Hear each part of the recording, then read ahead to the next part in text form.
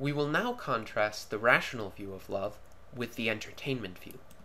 The entertainment view of love arose out of reaction to the mystical view, while adopting many of the underlying premises of that against which it rebelled. Indeed, the entertainment view of love may be said to be the opposite side of the coin to the mystical view. It is generally more destructive than the mystical view, because it is not corrected by millennia of accumulated human experience or the frequent prudential elements in the council of authorities esteemed under the mystical view. Moreover, while the mystical view at least attempts to accomplish noble and permanent aims through love, the entertainment view revels in transience and has little regard for ill consequences arising from certain behaviors. But the premise of the entertainment view regarding the nature of romantic love agrees with the mystical view. Love is a wild, uncontrolled outburst of emotion. An individual's mind has neither practical control nor moral responsibility over how that love is expressed, who is its object, or why.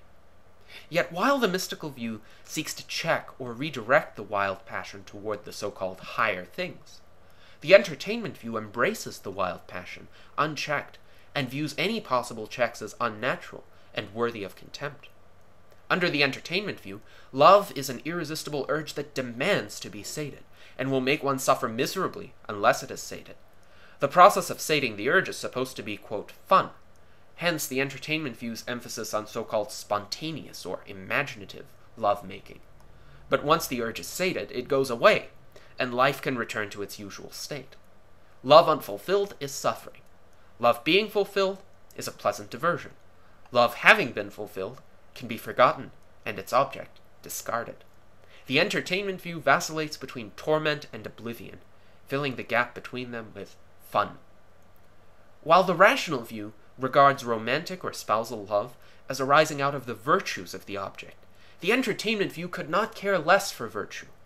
To the rational view, aesthetics, even exquisite and refined aesthetics, are secondary and dispensable. The entertainment view, however, emphasizes a certain vulgar aesthetic above all. Physical attractiveness is a principal requirement of this aesthetic, outranked only by spontaneity, i.e., unreliability of personal appearance and behavior. A certain kind of plain-looking person might be forgiven under this view and still loved for a time. But to be steady and principled, under the entertainment view boring in character, and to insist on permanent commitment from one's beloved, is considered an unforgivable sin. While the rational view believes that love arises out of the qualities of the object of love, the entertainment view defines love as fundamentally subjective, a passion within the subject that is often unexplained and inexplicable, and fades as readily as it is ignited. Because love is all about emotions in this view, when the emotions disappear, so should the love. The entertainment view sees no problem with serial relationships, provided that this is what makes all parties, quote, happy. But the entertainment view defines happiness not as genuine fulfillment, arising out of rearranging the external reality in accord with one's rational self-interest, but rather as a feeling, a combination of neurochemical states, valuable for their own sake, and not by virtue of their correspondence to states of the external reality that are conducive to human life and flourishing. While the rational view is far-sighted, and attempts to establish long-term stability and sustainably fulfilling interactions in a spousal relationship, the entertainment view does not look past the immediate term. Whatever economic, social, or biological consequences an act of love produces, the entertainment view cares not, and does not take them into consideration when a decision regarding whether to perform that act is made. Rather, the entertainment view seeks to undo any inconvenient consequences of an act of love after the fact, even when undoing those consequences would cause far greater damage and suffering than simply coping with them would. This is why advocates of the entertainment view of love clamor loudly for legalized abortion. The urge must be sated, and it must be sated without consequence or burden, and if a human being must die for it afterward, then so be it. It is very instructive to view the three views of love with regard to birth control. The issue of birth control can neatly illustrate the differences among the mystical, the rational, and entertainment views of love in one area where those differences result in substantively distinct practical outcomes. The mystical view tends to oppose birth control as unnatural or contrary to the will of a god or to the purpose of the sexual act. It also tends to oppose abortion and offers as a solution the problem of unintended pregnancy, only self-restraint fortified by faith.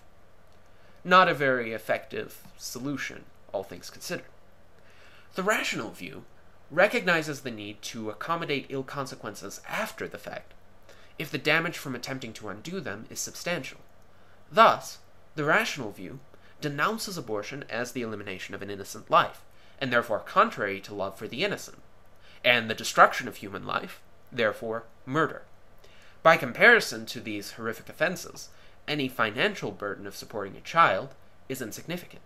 However, the rational view seeks to prevent ill consequences before they occur, therefore emphasizing the desirability of reducing or eliminating the likelihood of a pregnancy occurring in the first place.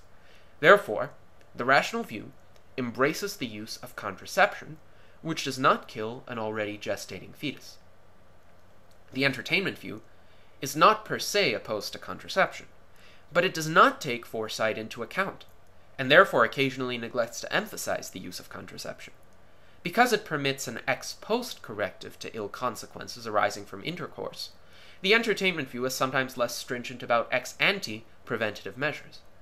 If adherents of the entertainment view of love have thoughtless, unprotected intercourse now, they are willing to abort the resulting human life later.